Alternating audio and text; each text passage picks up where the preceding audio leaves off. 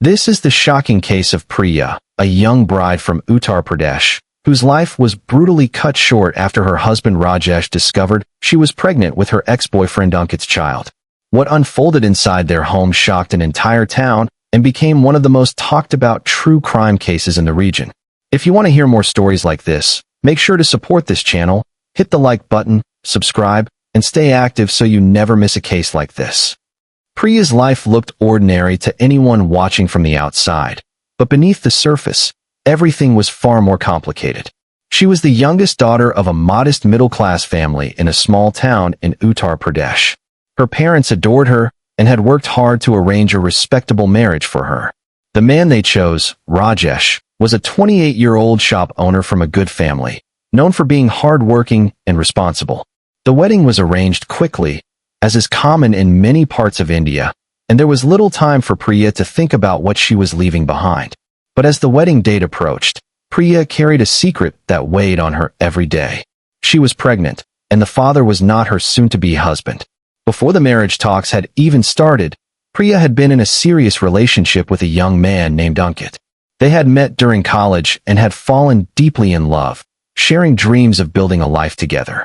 But when Priya's family found out about the relationship, they forced her to end it, fearing gossip and social disgrace. The breakup had shattered her, and soon after, she discovered she was expecting. Too afraid to confess the truth to her strict parents, she stayed silent, hoping the problem might somehow resolve itself. Instead, the pregnancy advanced, and before she knew it, she was walking down the aisle, her secret hidden under layers of silk and jewelry. She smiled for the photographs, danced with relatives, and performed every ritual, all while feeling her fear grow stronger with each passing day. The wedding celebrations were grand, filled with music, lights, and the laughter of relatives who had traveled from nearby villages to witness the occasion. Priya played the part of the happy bride perfectly, hiding her anxiety behind a practiced smile. When she moved into Rajesh's home after the ceremony, she was welcomed warmly by his parents and siblings. The first few weeks were calm and uneventful. Rajesh treated her with courtesy, and though they were still getting to know each other, he appeared proud to introduce her as his wife. Priya tried to settle into her new life, waking early to help with household chores, learning the routines of her in-laws, and trying to keep everyone pleased. But her body was changing. The nausea began in the mornings and sometimes lasted through the day. She felt tired more often, struggled with dizziness, and started refusing certain foods that made her uneasy. Rajesh noticed these changes quickly. He was a sharp observer and began to quietly keep track of her behavior. When relatives visited, he brushed it off as weakness from adjusting to married life, but suspicion started to creep into his thoughts. He asked her gently once or twice if she was feeling unwell, but her vague replies only made him more curious. Soon, he began noticing small clues: her sudden trips to the bathroom, her avoiding heavy work, the way she touched her stomach absent-mindedly. Though she tried to act normal, he sensed something was being kept from him. What began as mild concern slowly grew into silent doubt, a feeling he could not shake, and it started to cloud the way he looked at his new wife. Priya's secret became harder to hide as the weeks passed. The morning sickness worsened, and her clothes began to feel tighter. She knew she had to confirm the pregnancy, so one afternoon, when everyone in the house was busy, she slipped out quietly and visited a nearby clinic. She thought she was careful, but Rajesh's cousin spotted her leaving the doctor's office and later followed up with the staff to learn why she had been there. That night, the information reached Rajesh, and the calm he had shown in the past weeks began to disappear. When Priya returned home, she felt something was wrong. The house was too quiet, the air heavy. Rajesh confronted her in private, demanding to know the truth. Cornered, she admitted she was pregnant, hoping he might understand or at least give her a chance to explain. Instead, the confession shattered him. To him, this was not just a betrayal but an insult to his family's honor. His anger boiled over, and what started as shouting turned quickly into physical violence. Neighbors later said they heard loud noises, objects being thrown, thuds, and Priya crying out. The beating was brutal, leaving her with deep bruises and severe internal injuries. When it was over, she lay curled on the floor, struggling to breathe, her body too weak to move. Rajesh's rage had turned their home into a scene of horror, and by the time silence returned, Priya's life was already slipping away. The night dragged on as she remained in pain, but no one in the household called for help. By morning, her condition had worsened, and the consequences of that night were irreversible. The next morning brought panic and confusion. Rajesh's family realized Priya was no longer responding, her breathing shallow and her body limp. They quickly called her parents, claiming she had suddenly fallen ill during the night. When her parents arrived, they were horrified to see her condition. Bruises covered her arms, face, and torso, and she was barely conscious. Her father demanded she be taken to the hospital immediately. She was rushed to the local clinic where doctors worked to stabilize her, but her injuries were far too severe. Hours later, Priya was declared dead from internal bleeding and blunt force trauma. The news spread through the neighborhood like wildfire. People gathered outside the hospital, whispering about what might have happened behind closed doors. Some suspected domestic violence, while others believed the family's story that she had accidentally fallen down the stairs. Priya's parents were devastated. They had only recently celebrated her wedding, and now they were preparing for her funeral. The grief quickly turned to suspicion when they saw the extent of her injuries. They pressed the doctors for answers, and the post-mortem was ordered to determine the cause of death. When the results confirmed multiple injuries consistent with assault, not an accident, the situation took a serious turn. The police were notified, and investigators arrived at Rajesh's house to begin questioning the family. Tension hung in the air as neighbors watched from their windows, shocked that such violence could happen in a respected household. Priya's death became the talk of the town, and the demand for justice grew louder with each passing hour. The police wasted no time opening an investigation into Priya's death. At first, Rajesh's family stuck to their story, insisting she had slipped on the stairs late at night and hit her head. They claimed they had tried to help her, but she was too injured to survive. However, the post-mortem report told a different story. The injuries were not consistent with a fall. They were widespread, with signs of repeated blows across her body, suggesting a violent assault. This evidence shifted the investigation in a new direction. Officers began questioning Rajesh, his parents, and his cousins separately, looking for inconsistencies in their statements. The more they pressed, the more suspicious the family's behavior became. Neighbors came forward, saying they had heard shouting and loud noises from the house the night Priya died. Some reported hearing what sounded like furniture being thrown and someone crying for help. These witness accounts added weight to the growing theory that Priya had been beaten. The police faced resistance from Rajesh's family, who were influential in the town and tried to use their connections to stall the investigation. Rumors began to swirl in the community. Some people believed Rajesh had been provoked and acted out of anger, while others said the entire family must have known what happened and kept quiet to protect their honor. The case began attracting local media attention, with reporters gathering outside the police station and asking questions. Priya's parents, still in shock, decided they would not let her death be forgotten and began pushing publicly for justice, determined to see those responsible held accountable. The investigation intensified as the police turned their focus to finding proof that Rajesh had a motive for killing his wife.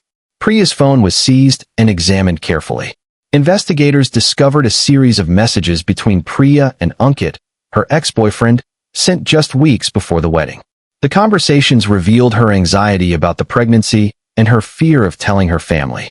In one message, she had written about trying to find the right time to tell Rajesh the truth. These messages became a crucial piece of evidence, showing that the pregnancy was not a secret affair during her marriage, but something that had happened before. The discovery strengthened the case against Rajesh, as it established a clear motive for rage and violence once he found out. The police also gathered statements from neighbors who confirmed hearing cries and loud banging on the night Priya was attacked. Forensic experts matched the bloodstains on the floor and walls of the house with Priya's blood, proving that the beating had taken place inside the home. Rajesh was arrested and charged with murder, though his parents continued to claim that the incident was accidental. Behind the scenes, his family began using their local influence to pressure the police and delay proceedings. There were rumors that they were trying to pay off witnesses to change their statements. Priya's parents refused to be silenced. They held a press conference outside the police station, calling for justice and sharing details of the abuse their daughter had suffered. Their courage drew attention from activists and lawyers, who began offering support to ensure the case stayed in the public eye and could not be quietly dismissed. The case soon became a headline across regional news channels, turning into a highly publicized trial that drew nationwide attention. Reporters gathered outside the courthouse each day, broadcasting every new development. Activists and women's rights groups began protesting, calling Priya's death an example of a growing crisis of domestic violence and so-called honor killings in India. The courtroom was packed during the hearings, with locals, journalists, and family members of both sides watching closely.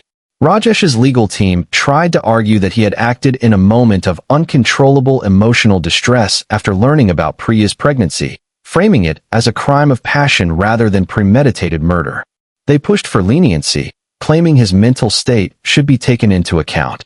But the prosecution countered with strong evidence, emphasizing the brutality of the attack and the fact that Rajesh had not attempted to save Priya's life afterward. Witness testimony from neighbors about hearing screams and thuds on the night of the attack was presented in court, painting a chilling picture of what happened. The post-mortem photographs shown as evidence silenced the courtroom, leaving many shaken. The prosecution also highlighted that Priya's pregnancy was from before her marriage, which meant she had not been unfaithful after the wedding, removing any moral justification for Rajesh's actions. Public opinion began to turn sharply against him, and pressure mounted on the court to deliver a strong verdict. The trial revealed not only Rajesh's guilt, but also the complicity of his family, who had remained silent after the attack and tried to cover up the crime instead of seeking help for Priya when she could have been saved. As the trial progressed, a major turning point came when one of Rajesh's cousins, who had been present in the house the night Priya died, broke down during questioning and revealed the truth. He confessed that the family had been aware of Rajesh's anger after discovering the pregnancy and had encouraged him to teach her a lesson for bringing shame to their name. This shocking admission changed the entire case, shifting the focus from a single act of rage to a coordinated act of violence supported by the family. The confession implicated Rajesh's father and cousin as accomplices, and the police moved quickly to arrest them. The revelation caused outrage across the country. News channels aired panel discussions about the dangers of blind honor culture, and social media erupted with demands for harsher punishment. Many saw Priya's case as symbolic of a much deeper issue, the control of women's choices and bodies under the weight of tradition and family reputation.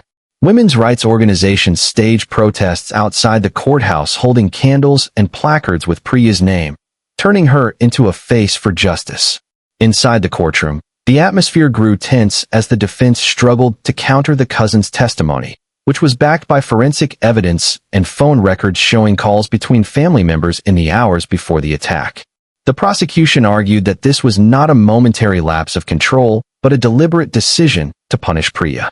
The added charges against Rajesh's father and cousin made it clear that the legal system was taking a firm stand, signaling that honor could never justify taking a life.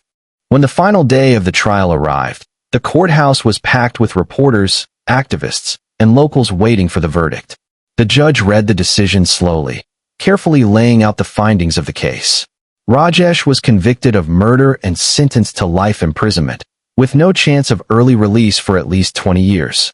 His father and cousin were found guilty of abetment and conspiracy, receiving 10-year prison terms for their role in encouraging and covering up the crime.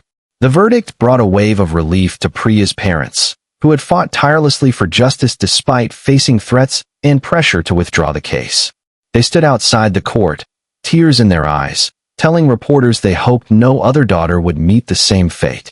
The sentencing sparked national conversations about domestic violence and honor-based killings, with many calling for stronger legal protections for women and faster investigations in similar cases. Priya's story was shared widely on television and social media, turning her into a symbol of resilience and a reminder of the cost of silence. Community groups began organizing workshops and awareness campaigns to encourage women to speak up about abuse before it escalated. Though her family would never recover from the loss, they created a small foundation in Priya's name to support young women facing similar struggles. In her hometown, people still talk about her case, and her picture hangs in her parents' home as a quiet reminder of their fight for justice.